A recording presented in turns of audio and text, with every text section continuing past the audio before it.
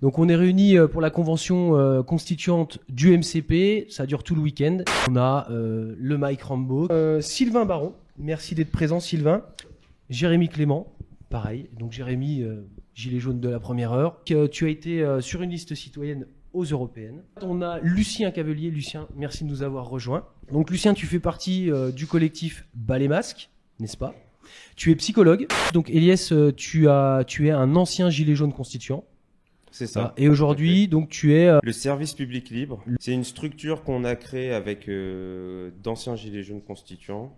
En fait, c'est la suite logique des gilets jaunes constituants. C'est-à-dire que maintenant, après avoir fait le tour de la dénonciation du système, d'avoir parlé à peu près de tous les sujets qui pouvaient exister, d'avoir mis en lumière ceux qui se cachaient dans l'ombre, le pouvoir, comment il fonctionnait, eh ben, il est temps que ce soit à nous de prendre le pouvoir et donc d'incarner par l'exemple ce que nous voulons être. Donc nous sommes le service public libre, au service des Français, au service de la reprise du pouvoir.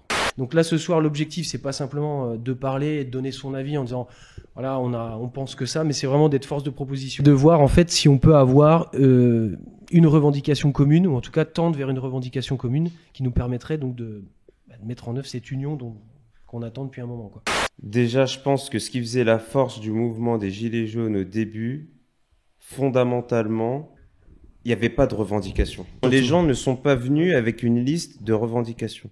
Ils sont descendus parce que organiquement, c'était trop. Tu te disais, putain, quand est-ce que les Français vont se réveiller, vont se lever?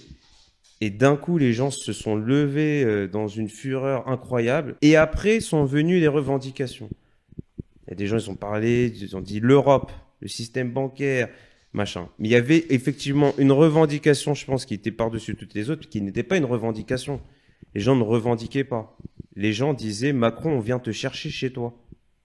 Les revendications, j'ai les miennes, chacun a les siennes. On peut pas tous les mettre à la lumière du jour, mais on peut tous sortir dans la rue pour ses propres revendications et au moins on retrouverait le nombre du début. Je m'affirme en tant que révolutionnaire. Donc le point de vue d'un révolutionnaire, c'est toujours de dire tu ne fais pas la liste du Père Noël parce que de toute façon, c'est pas à une oligarchie politique ou une tyrannie, quelles qu'elles soient ses formes, que tu peux faire confiance pour accéder à ta liste du Père Noël. Ils ne voudront pas. Et au contraire, ils font l'inverse. Tant qu'on a le personnel politique que l'on a actuellement, tant qu'on ne le conteste pas, tant qu'on ne le remet pas en cause, tant qu'on ne veut pas l'évincer, on est en train de négocier le poids de nos chaînes. Nous, c'est ce qu'on dit au service public libre. Il est temps pour la véritable élite de France de prendre la place qui est la sienne. On est en train de remarquer et de comprendre que l'expertise n'est pas là où on pense. Les experts ne sont pas là où on pense. On peut être des experts aussi. Il y a quelques jours, Agnès Buzyn, qui est la honte incarnée de la gestion de la crise sanitaire, en tout cas de la première partie, a intégré l'Organisation mondiale de la santé dans le directeur général de Sobriesus, le cabinet du directeur général. L'opposition politique, franchement, syndicale, tous, on ne peut compter que sur nous-mêmes. Les Français ne pourront compter que sur eux-mêmes.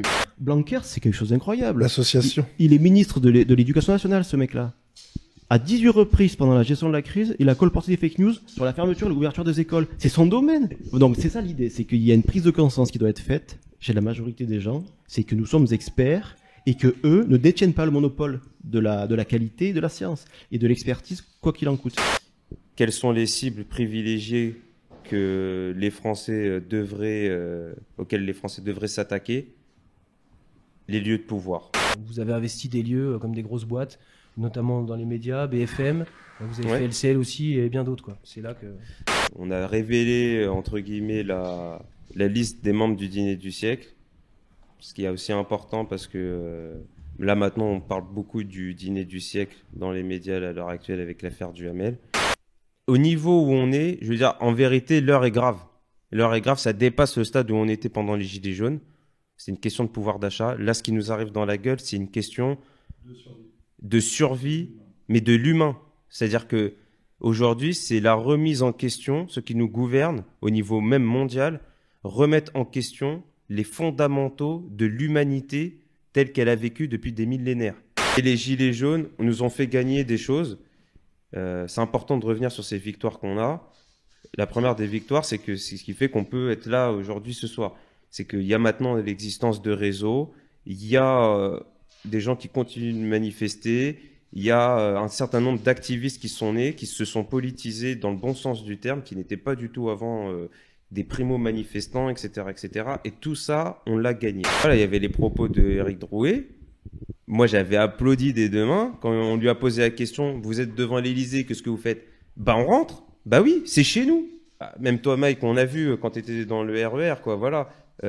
Putain, rien à foutre de vos règles à la con, quoi. Je m'en fous. Voilà.